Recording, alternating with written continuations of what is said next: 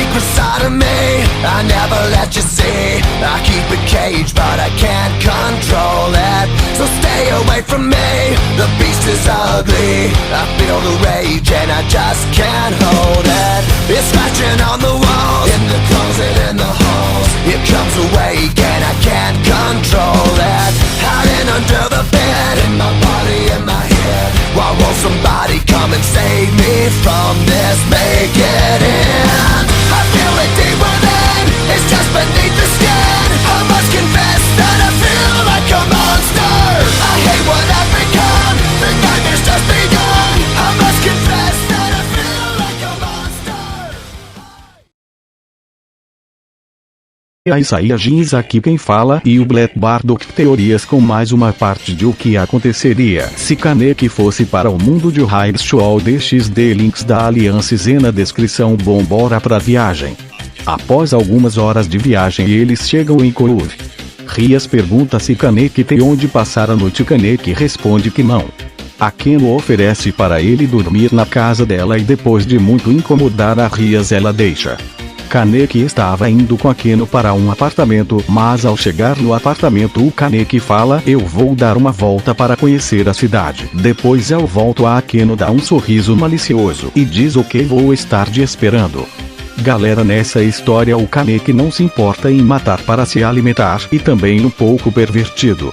Kaneki vê uns caras cercando uma garota para abusar sexualmente dela. O Kaneki desmaia 3 dos caras e o último tenta enfiar uma faca nele, mas a faca quebra e Kaneki dá um socão na cara do meliante, quebrando o crânio do mesmo. Ele se aproxima da garota e pergunta: você está bem, garota? A garota grita monstro e sai correndo. Kaneki fica um pouco triste e abre o zíper da máscara e se alimenta e volta pro apartamento da Akeno. Kaneki pensa: Akeno já deve estar dormindo, então vai dar para tirar o sangue e limpar essas roupas. Kaneki abre a porta com maior cuidado para não acordar a Akeno. Ele vai para o banheiro e lava o sangue do rosto, mas antes de limpar a roupa ele sente alguma coisa macia encostar nas suas costas. Ele olha para o espelho e vê Akeno com uma lingerie. Kaneki corre, mas logo fica preocupado por causa do sangue. Akeno fala: você demorou, se divertiu sem mim. Fala com uma voz sedutora enquanto fazia uma cara triste. Kaneki não teve tempo para se explicar, pois Akeno já havia tirado a camisa do mesmo e fala: e esse sangue de que é? Kaneki fala baixinho com um pouco de temor: alguns homens iam estrupar uma garota e eu matei eles. A Akeno fica surpresa e diz com uma voz ainda mais sedutora: então o herói merece um prêmio. Enquanto ela fala, ela enfia a mão na cueca dele. Galera, mó vergonha de escrever isso e alguém entrar no quarto. Continuando. E começa a brincar com um membro do Gou que solta alguns gemidos. Ele se virar e joga Akeno contra a parede e arranca o sutiã da mesma com a boca e começa a chupar e mordiscar o peito esquerdo dela enquanto apalpa o direito, enquanto ela batia uma punheta para ele. Mano, que vergonha escrever essa porra. Mano, se alguém entrar no quarto eu acho eu esmago o celular com a mão. Voltando, Kaneki para de chupar os peitos de Akeno e sobe um pouco sua visão para ver o rosto de prazer de Akeno e começa a beijar ela e ficam se beijando até o ar acabar. Quando param, Kaneki começa a beijar o corpo de Akeno, passando pelo pescoço e pelos peitos, chegando na calcinha que estava encharcada. Kaneki abaixa a calcinha dela e começa a chupar lentamente e depois começa a introduzir 2 dedos. Akeno gemia loucamente. Após alguns minutos Akeno grita: Kaneki, eu vou gozar. Mano, eu já falei que tô com muita vergonha de descrever essa cena. Continuando. Kaneki bebeu tudo e olhou para Akeno e diz: você é bem doce, sabia? Kaneki se levanta, pega Akeno no colo e ficam se beijando até chegar no quarto. Akeno empurra o albino na cama e com um sorriso malicioso diz: agora é minha vez, e começa a lamber o membro do Gou como se fosse um picolé, fazendo gemer rouco. Akeno começa a fazer um movimento circular com a língua na ponta da glade e logo depois coloca o membro do albino na boca e começa a chupar lentamente. O Gou coloca as mãos na cabeça da morena e começa a acelerar até o mesmo despejar seu sêmen na boca dela. Ela se levanta e abre a boca, mostrando que engoliu tudo, e eles começam a se beijar apaixonadamente novamente até que Akeno coloca o membro do albino no seu portão para o paraíso. Mano, eu tô morrendo, mas vou terminar a área. Após algumas quicadas de Akeno, aparece um círculo mágico que sai Rias no e fala: vocês nem para me esperar, né? Kaneki sortudo da porra. Rias senta no rosto de Kaneki, que começa a chupar enquanto Rias e Akeno se beijavam. Após algum tempo os três gozam juntos e Rias e Akeno trocam de lugar. Após mais um tempo eles gozam novamente e decidem dormir. Kaneki acorda e vê as duas deitadas no seu peito, Akeno do lado esquerdo e Rias do lado direito. Kaneki com uma certa dificuldade consegue sair. Ele toma um banho e faz café da manhã para as duas. Ele faz um café para ele também e leva pro quarto. Ele vê elas dormindo como anjos e coloca as coisas no criado mudo e fala: bom dia, minhas demônias.